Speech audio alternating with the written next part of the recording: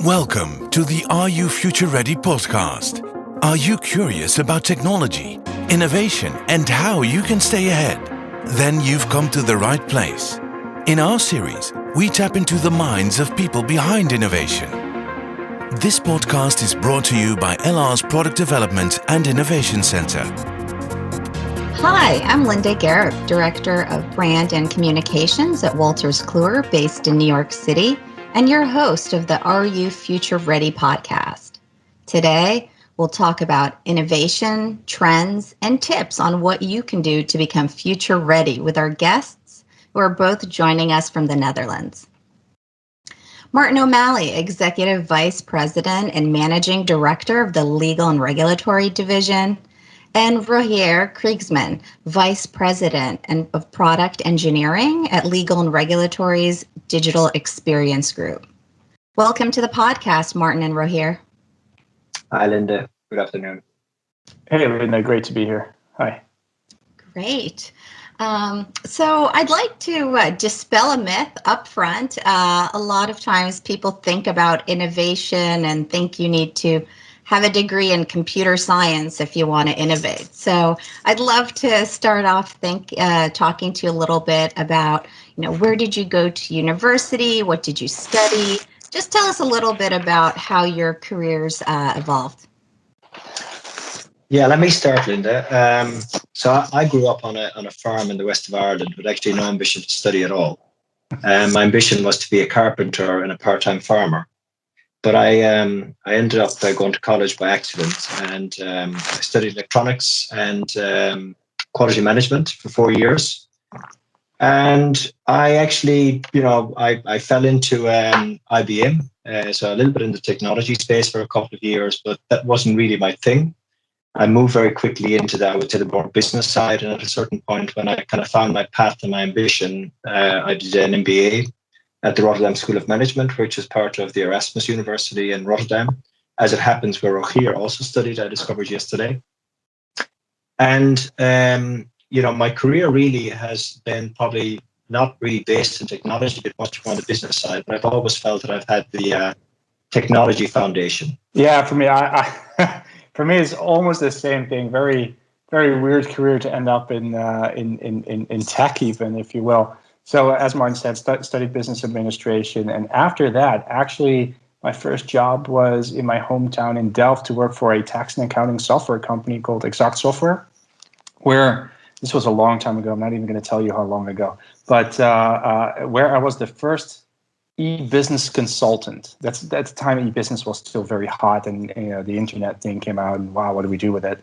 And I literally went explaining what e-business and what the internet, what the future would be. And I've basically ended up in kind of a sales role, a support role for our sales departments for tax and accounting software, but just then from an internet perspective.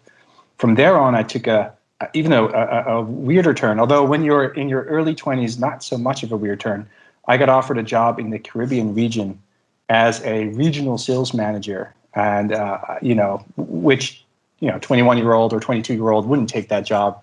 And I basically became sales and did that for a couple of years. But then, the island life does get very, very wary on you. I mean, you keep running and bumping into the same people. So went back to Europe, joined KPMG Consulting, did a few international gigs for them. And then actually the consulting part of KPMG got sold to a company called Ethos Origin, where Wolters Kluwer actually was one of their clients. So I ended up at Wolters Kluwer actually through that consulting gig, and was offered a job to really help out on, I think it was at the time, on content and content transformation, even, if you will. So that's how I ended up at Wolters Kluwer. That's how I actually ended up from really a sales to consulting to tech, despite obviously always having worked in the tech industry. So my job in the Caribbean was at AT&T Global Network Services. So it was all tech already, but yeah, that's from a guy coming from a completely different origin, ending up at Wolters Kluwer doing tech. That's how I ended up here. It's interesting just listening to Rogier, because I actually started in publishing. The majority of my career has been in publishing. And I started at the point when pretty much everything in publishing was non-technology related. It was all paper. And I guess over the last 24 years, it has made the complete shift from print to digital. And I've been part of that journey. So, I started in my study with some technology, with not a huge affinity for technology, but I've kind of wound up with technology has been a red thread that has kind of woven its way through my whole career. So it's been an interesting journey. Let's go ahead and segue a bit to the here and now and the future outlook. When we look at innovation happening right now, what are you most curious about, and what innovations are you excited about? Yeah, let me take that one, Linda. I think so. Product innovations always intrigue me. I think especially technologies that transform what we do, and for example, the impact of machine learning or natural language processing, extracting insights from information at a speed and scale that was never possible in the past. I also marvel at things that my kids take for granted. I have a number of teenagers in the house who, take it for granted that you can do your online banking with an app, that you, the way that Netflix recommends the next great series that they're going to spend too much time watching. And I think this is something that we probably underestimate, that the ease at which we as consumers engage with products is how much that's influencing how our customers operate and what they expect from us. I'm also a very big fan of innovations that are just simply improving processes. So if I look at a very nice example in the Netherlands business, where they take the e-commerce engine to improve the process by which our customers order books. You're talking about big law firms who may have, a large contract for us for online access, but they still buy books, and they buy books by calling up our help desk or calling up the sales rep saying, I want to get a version of book X or Y. They've taken that process, they've put it online through the e-commerce engine, which means that it's more efficient for the customer. It's more efficient for us because it saves costs, it reduces errors. So you end up having, on one hand, a lower cost, better service to the customer. So, that's good for all parties. I mean, who would want to have that? So I love those type of innovations. Sometimes it's the simple things that make the big impact. And we're here from a technology perspective. Are there any other technologies that can be applied to the legal and regulatory field, or any that you consider to be disruptive? There's so many things that are interesting right now because technology is developing so much faster than ever. But I think Martin mentioned already a lot of good ones. I think the technologies that really enable us to really transform the way we do our work. So when you think about it, when you look traditionally at legal and regulatory type solutions, we were always a step in the workflow. We were, our products would be used when we were going to do research. Now with our new technologies, when you look at things like open platforms, API integrations, like Martin said, things like machine learning, where not humans create the rules, but actually computers learn to do it. And it's really augmenting our human expertise. That allows us now really to take a step back and say, hey, how can we truly, really help the user add value to his entire workflow? Or as I basically, I'm reading a book right now called The Jobs to Be Done Playbook, which I'll highly recommend. But really, what is it that they're trying to achieve?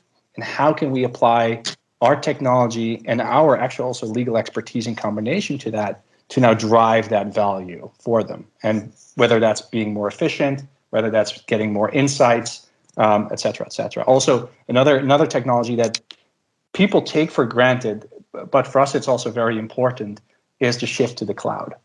And remember that particularly for legal and regulatory, and particularly to the legal software side, it used to be very much an on-prem business. And now we're with the technology of cloud, which has infinite scalability, ubiquitous access, that really allows us to further amplify that integration across the workflow. So those are really things I get very, very excited about. Yeah.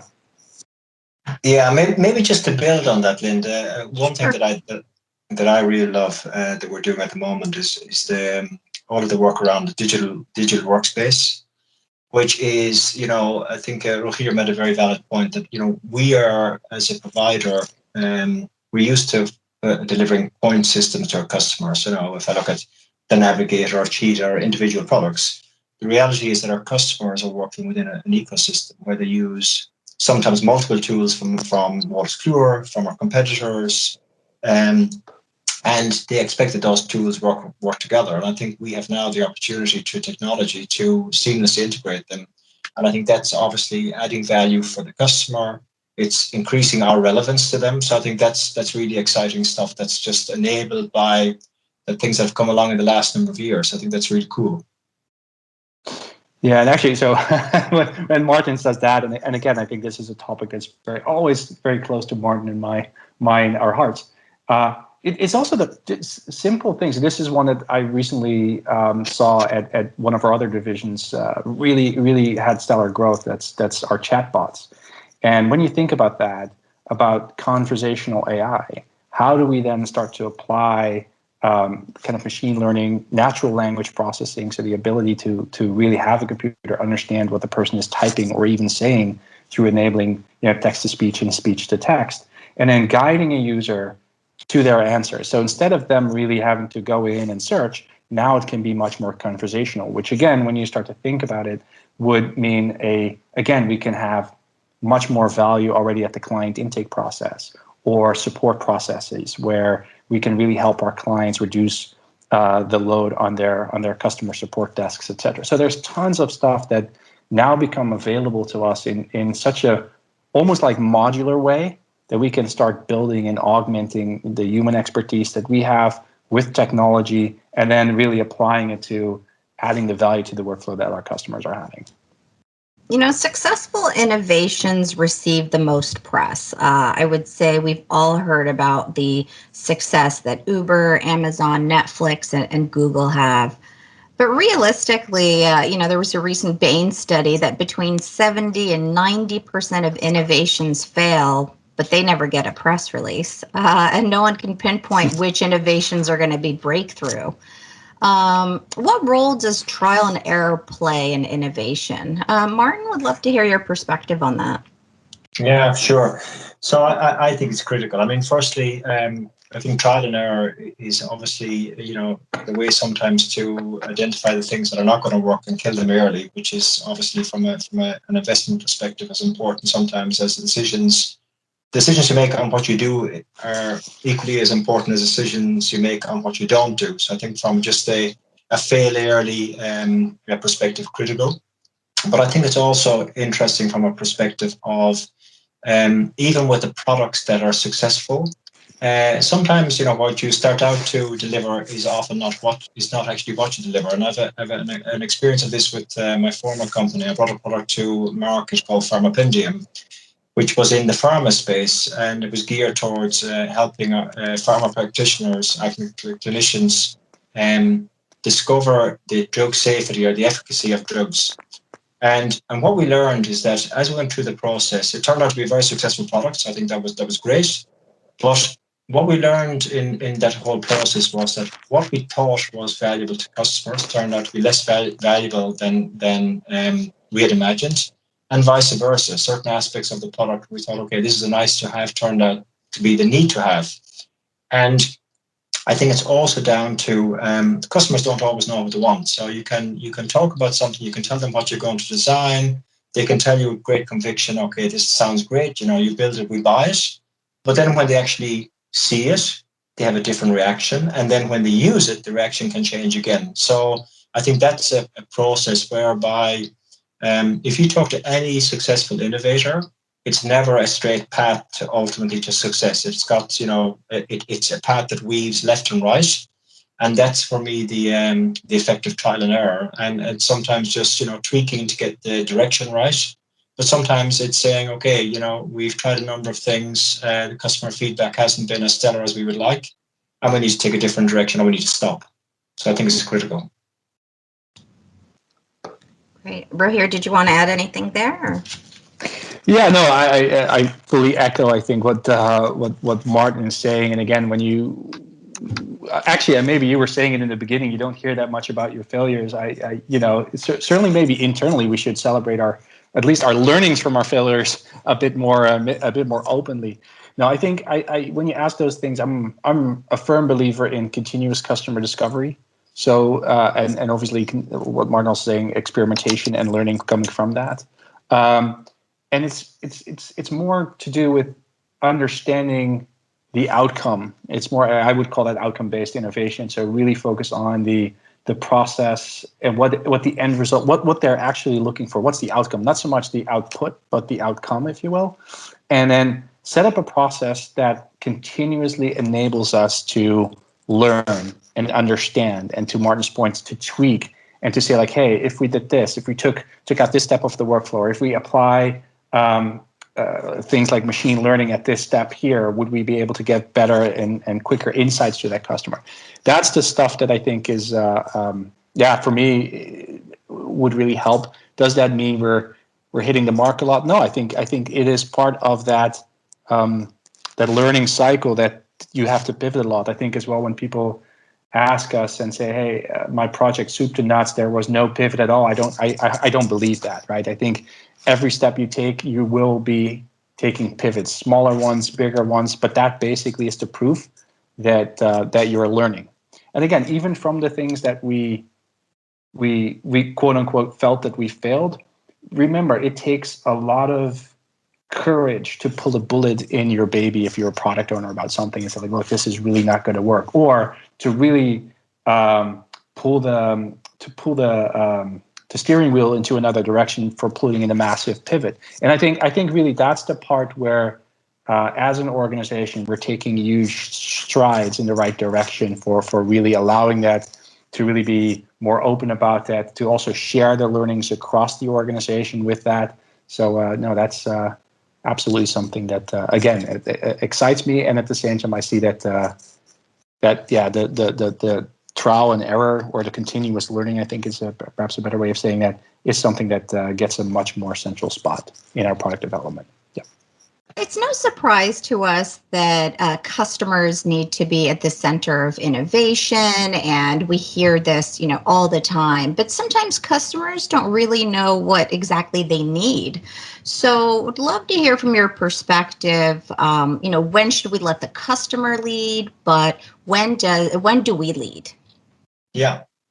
So look, I think you're right that I think we've come a long way in the sense of any innovations that we have in the customer has to be at the center of it, and that's a huge step, because I remember the days when people would build a product and then say, okay, we need to go and test it with customers. So I think that is a hugely a huge transformation has happened there, and I think we now take it for granted. But I think there is a point where, if you look at iterative or incremental innovations, it's very logical. You do those, you test them with customers, you iterate, you improve. I think what's probably more difficult is the transformational stuff. And this is where I think we have to be careful in terms of letting the customers lead. I had a former boss, actually. He was the CEO of Relics, and I recall one time in a presentation with them, we were talking about a new innovation. He said, look, one bit of advice I'd give to you guys is only follow your customers if they know where they're going to. And what I see right now in our business, if you look at one of the striking things that come out of the Future Ready Lawyer report, is that 2/3 of our customers say that technology for them is critical for the future, and they want to deploy it in their business more than what they're doing today. But 1/3 of them say they don't feel, only 1/3 of them feel that they are actually ready and understand the technologies they want to adapt. Now, that probably is a flag for us where I think, it says two things. One, be wary in terms of how we evolve there. Two, I think it means there's an opportunity for us to lead our customers to change and to help them to make an adaptation in their business, because ultimately they recognize there's an opportunity to increase productivity, increase performance. They're not sure how. And so instead of us looking to the customers to how we need to do that or how they should do that, there's an opportunity for us to lead. So I think it's circumstantial. And I think the strength that a company like Wolters Kluwer has is that we see things obviously from a much more global perspective, especially in markets where our markets are quite local. If you look at in the legal markets, law is local, the languages we operate in are local, but we bring the global perspective. We know what's happening with technology. We've got all the trends, understanding of the trends, and we can translate that back into, okay, this is what we think this means for you as a customer. And that, I think, is the leadership role that we need to take. Sometimes folks, and maybe Rogier, you can answer this question for us, but a lot of times folks get caught up in thinking about all of the new feature enhancements and bells and whistles that they can add to a product. And maybe sometimes they go overboard when a simpler product may be exactly what the customer needs. Have you seen this happen before? Yeah, no, absolutely. And honestly, I've been as I said in the beginning, I've been in sales. So I've been a contributor in the beginning a lot to these. With this one more feature, our customer will buy this product, and this product will be a success.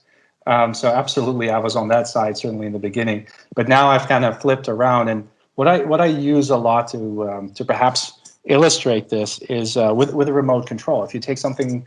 If you look at an average remote control, it's jam-packed full of buttons that each of them are really competing for your attention. But when you then really look at the ones that you use a lot, or actually exclusively, that's probably your volume up, volume down, channel down, and then power. And nowadays, I guess also source, because you might be switching between different input devices. And that's pretty much it. So, and this actually is a real life example when I had to teach my grandparents, it's also a while ago, but had to teach my grandparents about TV and about the remote control. I literally just taped everything off with exception of those buttons and functions to make it very explicit for them. And that became great. Now they understood. It became much more intuitive for them to use it in the way that they wanted to use it. And I think this is something that we have to apply to our products as well, to kind of avoid this one more feature and my product will be successful death spiral, is to basically look at things as, hey, if I put something in, what am I taking out? And what I'm putting in, does that really add value to the outcome our customer is looking for? And that's just some food for thought for all of us. And it's a difficult one, but it's also a very interesting trade-off to think, by adding one feature, which feature am I willing to take out? And I think that's an interesting thing to think about. Is there any other advice you'd recommend for our listeners about becoming future ready? Yeah, so I'm very passionate about development. My own goal, and I think this is probably something that I decided very early on, is that I've always had a view that I want to do a job for 3, maximum 5 years. And I think throughout my whole career, I've had the longest job I've ever had was 4.5 years. And I've been very fortunate that I was given the opportunity, and I sought out the opportunity to do different functional roles. So, I started in production, I went into marketing, I went to sales, product management. So I'm a big believer in that as individuals, and I think potentially as employees, you need to continuously think about, okay, how employable am I? If tomorrow my role were to become redundant because it's outsourced or because an department is closed down or whatever, can I, how employable am I? What's my plan B? Could I, how long would it take me to step into a new role? And I think that's a mindset that I think people don't always have. I always get worried when people get almost too comfortable doing what they're doing. And sometimes they cannot see themselves doing something else. And even worse, their managers can't see them doing something else. And that, I think, is where you have to, when you get to that point, I think you have to be asking yourself, how healthy is this? What should I be thinking about to create other avenues of opportunities for myself? Yeah, maybe to add to this, and just coming actually back to a part that, Martin, you mentioned before, I think one important thing that I would recommend to everybody is find a coach inside the organization or outside of the organization, somebody that you could reflect on your own development, somebody again, outside of your normal management chain, that you can start having a conversation about, hey, how am I developing? What am I doing? What would, to your terms, what would be my plan B? I think those are the things that really help me along the lines. I've always been fortunate to have great coaches and mentors. And you'll be surprised at how much people like to do that. Oh, yeah. I love being a mentor because I know where the talent is. Martin and Rogier, thank you so much for hopping on the podcast and speaking with us today. We appreciate it. Thank you for listening to the Are You Future Ready podcast. Stay tuned for the next episode and make sure to subscribe to our Wolters Kluwer channel on SoundCloud.